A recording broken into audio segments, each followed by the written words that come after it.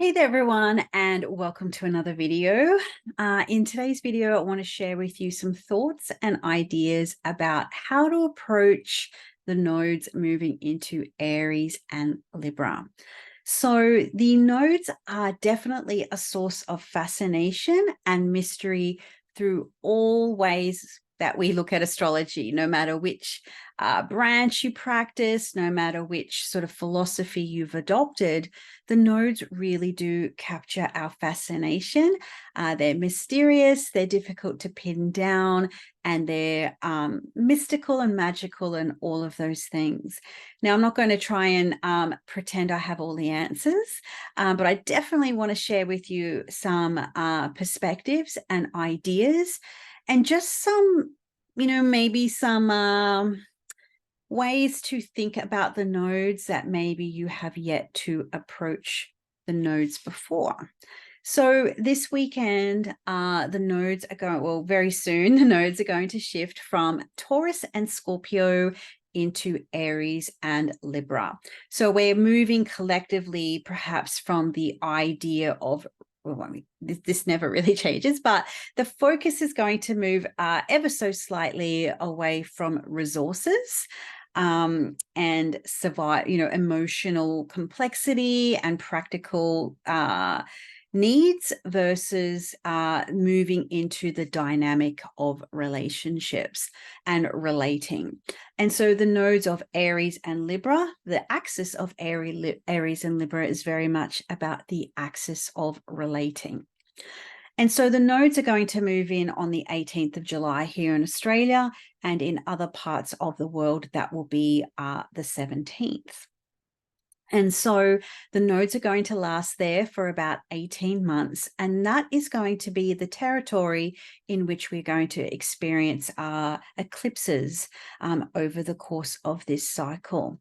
So the nodes are, like many areas of astrology, the way that we can start to get a little bit of a grasp or an understanding of how this may work for us is to think about the times before we've had the nodes occupy these pair of signs. So the nodes always work in perfect opposition to each other, and they also are in a constant state of retrograde. I'm not going to go into the technicalities of that type of thing, but if you are wanting to learn more about that, and if you are also wanting to get more detailed information about what it might mean to have a planet conjoined a node in your birth chart, join me for a webinar next Saturday, July 22, Australian time, and I'll pop all the details in the description below for that.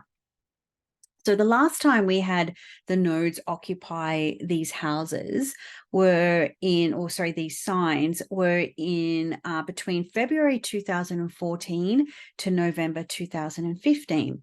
That time around, it was the North node that was in Libra. This time it's the South node that is in Libra. Now, the same setup of nodal activations with the North node in Aries, the South node in Libra. The last time that took place was between December 2004 and June 2006. So this may give you a little bit of a glimpse or a little bit of a clue or insight to the activations that took place in your Aries and Libra houses during those periods of time. Now, okay, so the eclipses, or sorry, I should say the nodes will spend 18 months in Aries and Libra. So this is a pretty significant cycle because Saturn spends 2.5 years in a sign and Jupiter spends 1 year in a sign, and the nodes spend 18 months in a sign. So the nodal cycle is situated in between Jupiter and Saturn. So it's significant. Now, the nodes always operate in a pair, and so they're always in perfect opposition to each other.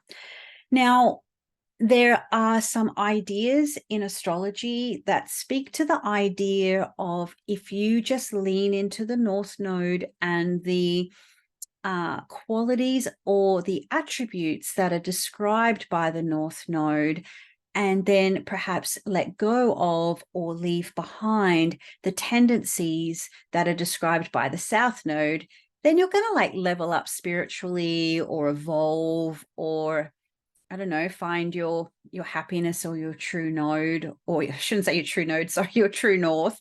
And that's just kind of not the case. And that doesn't make conceptual sense to me from the standpoint that there's no other doctrine in astrology where we would look at an opposition and just go, like, say if you had a Sun Saturn opposition, just totally ignore that Saturn exists.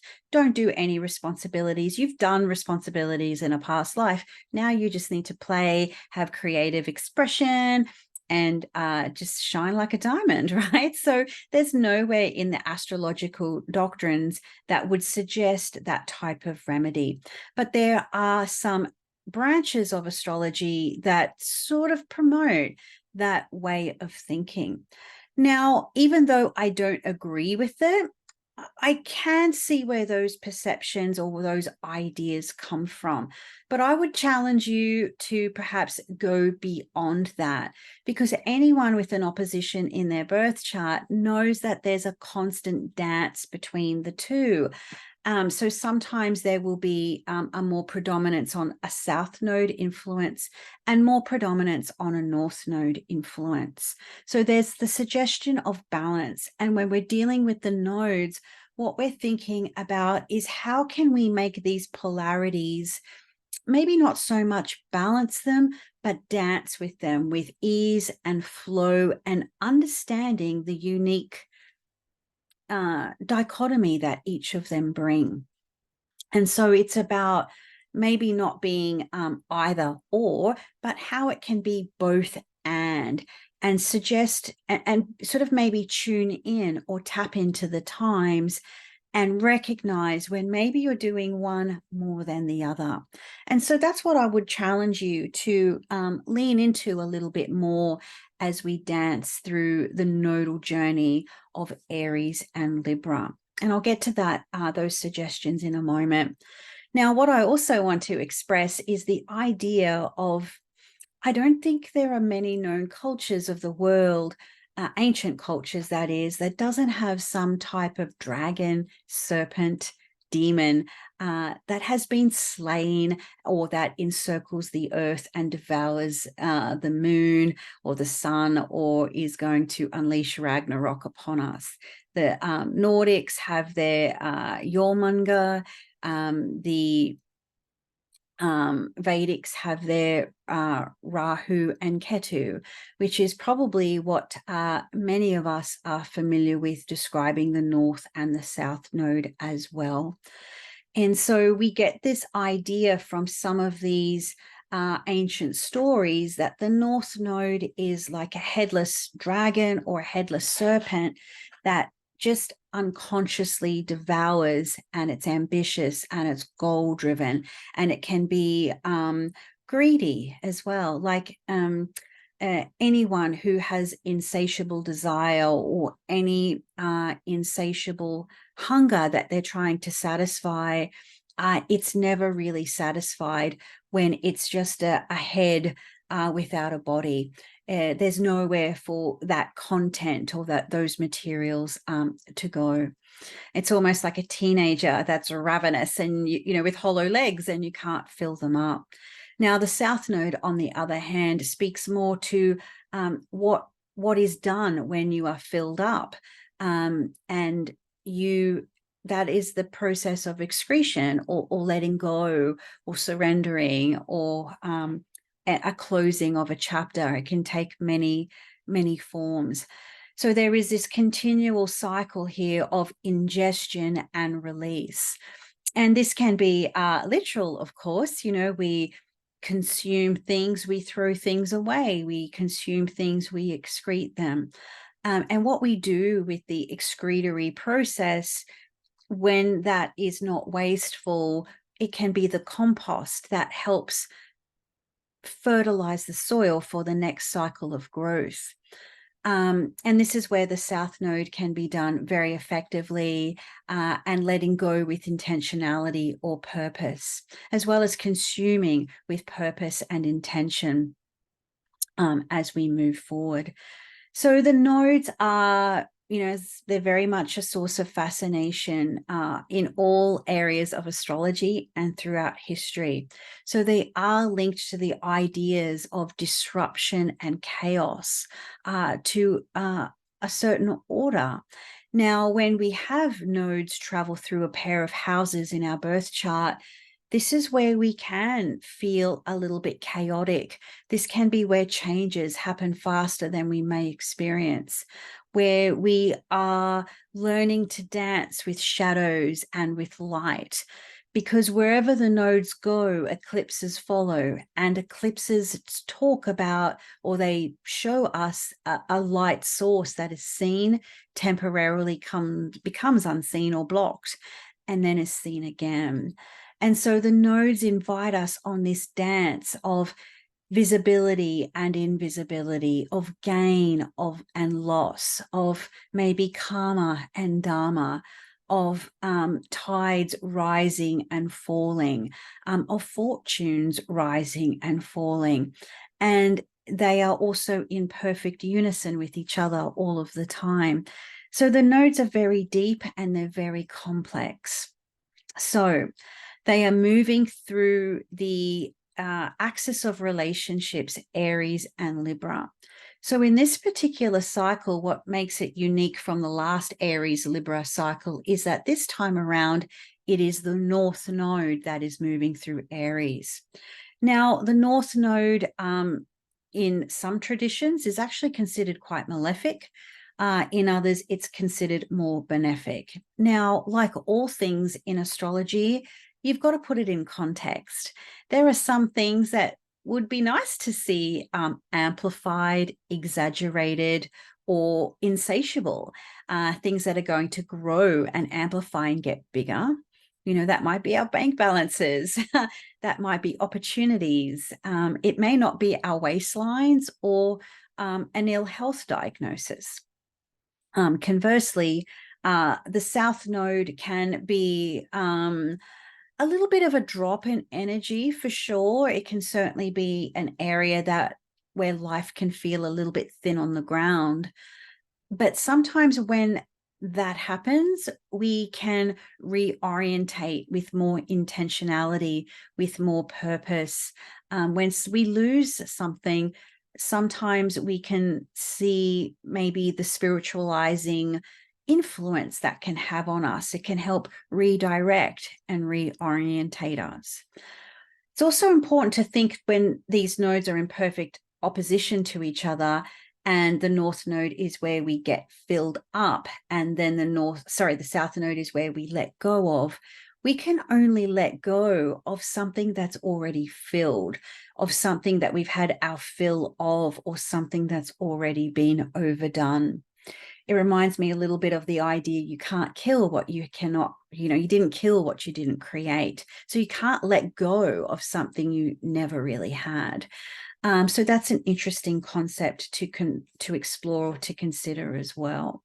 So we're looking at Aries and Libra, so themes of relationships, independence versus codependence, or independence, what do they call it? Codependence is like interdependence. Sorry, that's the word that I'm using. It's quite late in the evening now. And so it's this both side of the same coin. The North Node in Aries is going to maybe help us to be a little bit impulsive or individuate, or perhaps cut one's nose off to spite our face, and maybe not to the same extent consider collaborative approaches or getting consensus, or considering other people's feelings before taking action.